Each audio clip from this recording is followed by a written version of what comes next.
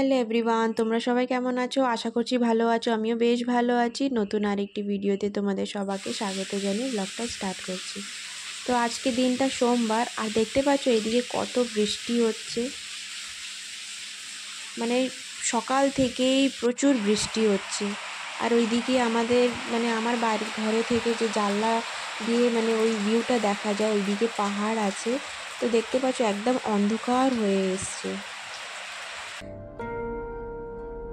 তো যাই হোক, ওইদিকে তো সকালে সব বাসি কাজ করে নিয়েছি আর ব্রেকফাস্টও বানিয়ে নিয়েছি।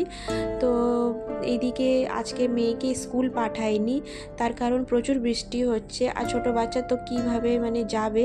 তো তাই ভাবলাম ঠিক আছে থাক আজকে দিনটা। তো ওইদিকে সব কাজবাজ সেরে আর মেয়েকে খাবিয়ে আর এইদিকে সোজা চলে এসেছি আমি পুজো দিতে। তো এইদিকে স্নান টান করে আর এদিকে পুজো দিতে চলে এসেছি। আর তোমরা কিছু বুঝতে পারছো কিছু আলাদা? যারা আমার ব্লগ দেখে অবশ্যই বুঝতে পেরেছে যে আমার ঠাকুরের সিংহাসনটা আমি নিচে বসিয়েছি। হ্যাঁ, আমি নিচে বসিয়ে দিয়েছি ঠাকুরের সিংহাসন, একটা পীরের ওপরে ঠাকুরের সিংহাসনটা বসানো হয়েছে। তো আগে তো আমি ওপরে দেওয়ালে হ্যাং করে রাখা হয়েছিল ঠাকুরের সিংহাসনটা। তো মেয়ে ছোট ছিল, তো যখন তখন এসে ধরে নেবে করে আমি ঠাকুরের সিংহাসন ওপরে লাগিয়েছিলাম। তো এখন মেয়ে বড় হয়েছে যেহেতু, খুব এখন দুষ্টুমি করে না, তারপরে যা বলি শোনে। তো তাই ভাবলাম যে ঠিক আছে, এখন মেয়ে আস্তে আস্তে বড় হচ্ছে, তো সিংহাসনটা নিচে নামিয়ে দিই। তো নিচে পুজো দিতে ভীষণ সুবিধা হয়, আমাকে দাঁড়িয়ে থাকে পুজো দিতে ভীষণ অসুবিধা হতো। সব ঠাকুরের বাসন টাসন এইসব রাখা, তারপরে এই ধুনো টুনো দেওয়া, ধূপ দেওয়া, অনেকটাই অসুবিধা হতো। তো তাই ভাবলাম যে ঠিক আছে এখন আমি নিচে ঠাকুরের সিংহাসনটা বসিয়ে দিই। তো খুবই সুবিধা হয়েছে। আর আজকের দিনটা সোমবার, রবিবার আমি নিচে নামিয়েছিলাম, হাজব্যান্ডই নামিয়ে দিয়েছিল। তো এদিকে দেখো পুজো ভালো করে দিয়ে দিলাম আর এখন রান্না বান্না করব। তো খুবই সিম্পলই রান্না করব, তার কারণ অনেকটাই দেরি হয়ে গেছে, বেলা হয়ে গেছে অনেকটাই, পরিষ্কার করতে অনেকটাই দেরি হয়ে গেছে। তো দেখো এদিকে আমি পুজো সব করে নিয়েছি, অনেকটাই কাজ ছিল।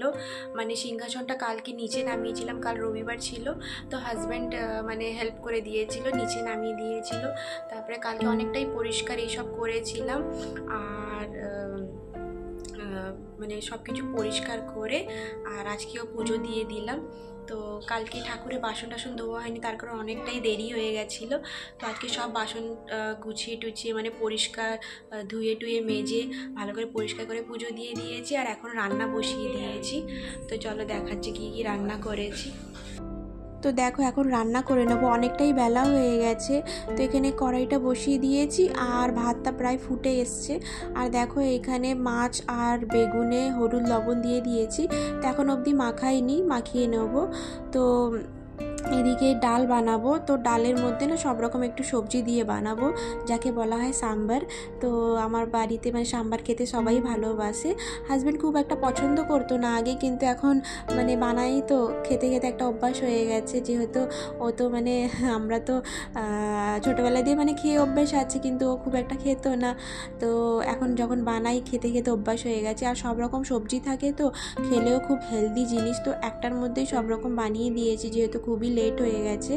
তো দেখো মেয়েকে এইদিকে ফল দিয়ে দিয়েছিলাম, তো কিছু খাবে বলছিল, তোকে ফল কেটে দিয়েছি।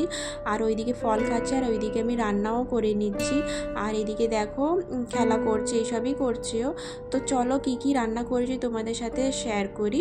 তো দেখো এদিকে ডাল বানিয়েছিলাম। তো ডালের মধ্যে ওই ভিন্ডি, পেঁপে, গাজর এইসব দিয়েই বানিয়েছি, যা যা সবজি ছিল ওইগুলোই দিয়ে বানিয়েছি। আর এদিকে বেগুন ভাজা আর মাছ ভাজা করেছি। তো মাছ ভাজাটা করার ইচ্ছা ছিল না, কিন্তু ওই যে মেয়ে আর ওর বাবার জন্য করতেই হবে, আমার তো মাছ না হলেও হবে। আর আমার তো এই ধরনের সিম্পল রান্নাই বেশি ভালো লাগে খেতে। তো আমি তো ওই ডাল আর বেগুন ভাজা দিয়েই ভাত খেয়েছি। ডালটা ভীষণ টেস্ট হয়েছিল, অনেক দিন পরেই বানিয়েছি। তো আর এইদিকে মাছ ভাজাটা করেছি, এটা সমুদ্রের মাছ, তো খুবই ছোট ছোট পিস ছিল মাছের, তো একটু ডিপ ফ্রাই করেছি। ভীষণ মানে খেতে ভালো লাগে মাছ ভাজা, তো আমি খাইনি সত্যি বলছি। আর এইদিকে দেখো একটা ডিম সিদ্ধ করেছিলাম সে সকালবেলা, মানে ব্রেকফাস্টে মেয়েকে দিয়েছিলাম, কিন্তু ও তো খাইনি। তো যাই হোক, ভাতের সাথে দেখি খাওয়ালে খাওয়াবো। তো তারপরে দেখো মেয়েকে এইদিকে স্নান করিয়ে দিয়েছি, আর স্নান করে দেখো পুজো করতে বসে গেছে।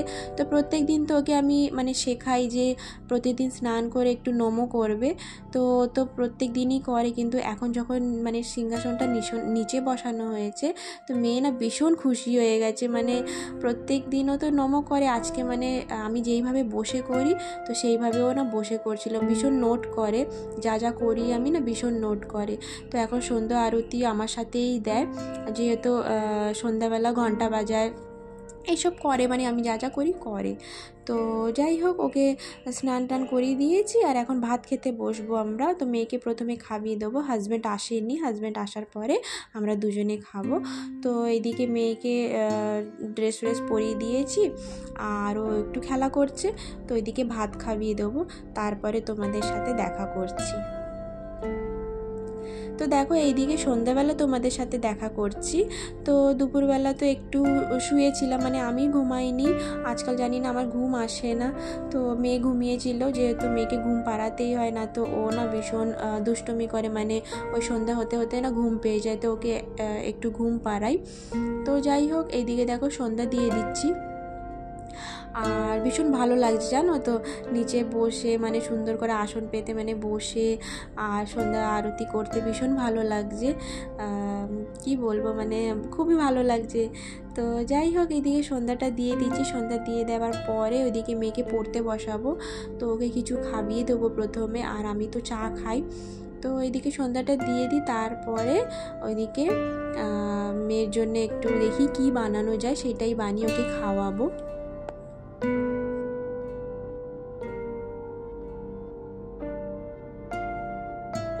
তো এখন না সব কিছু ঠিক মতন গুছিয়ে উঠতে পারিনি, কোথায় কি রাখবো খুব একটা বুঝতে পারছি না। তো মানে মাঝে মাঝে আমি আবার ভুলে যাচ্ছি কোনটা কোথায় রেখেছি। তো যাই হোক, আস্তে আস্তে মানে রাখতে রাখতে তো একটা অভ্যাস হয়ে যাবে। আর ভাবছি যে পাশে আরেকটা পিঁড়ে বানাবো, মানে ঠাকুরের এই টুকটাক জিনিসপত্র রাখার জন্যে, না তো অনলাইনে যে ওই র্যাক পাওয়া যায় ওই একটা কিনবো।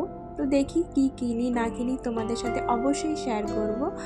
আর যাই হোক, যতটা পেরেছি গুছিয়েছি। তো যাই হোক, দেখো এইদিকে সন্ধ্যা আরতি দিয়ে দিয়েছি, আর মেয়েকে একটু খাওয়াতে বসিয়েছি। তো আমি ওইদিকে চা বানিয়ে নিয়েছি, আর দেখো মেয়ে এদিকে চকো দুধ দিয়েছি।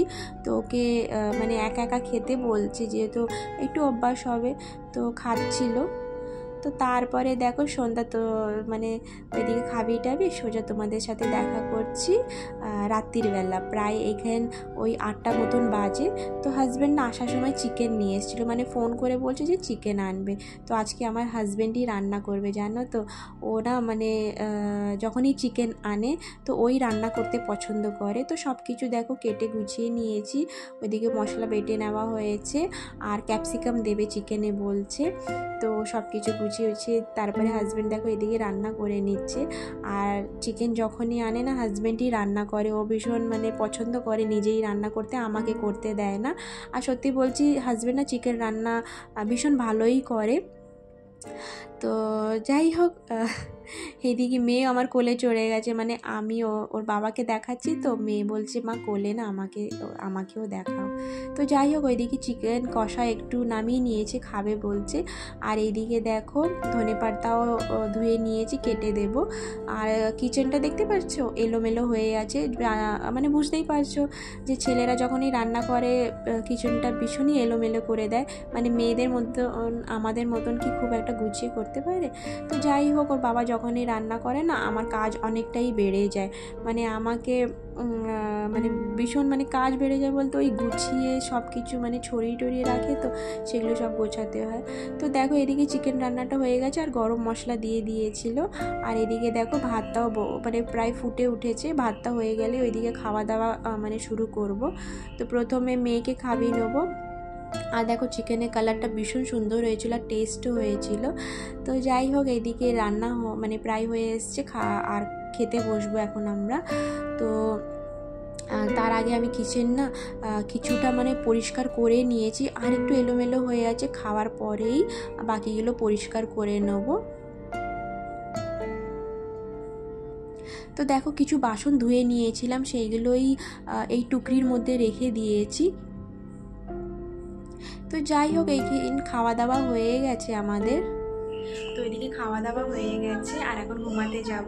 তো আজকের মতন ব্লগটা আমি এই পর্যন্তই রাখছি। আশা করছি ভালো লেগে থাকবে। যদি একটু ভালো লেগে থাকে একটা লাইক দিও আর চ্যানেলটিকে সাবস্ক্রাইব করে নিও। দেখা হবে নেক্সট ব্লগে। সবাই ভালো থেকো, সুস্থ থেকো।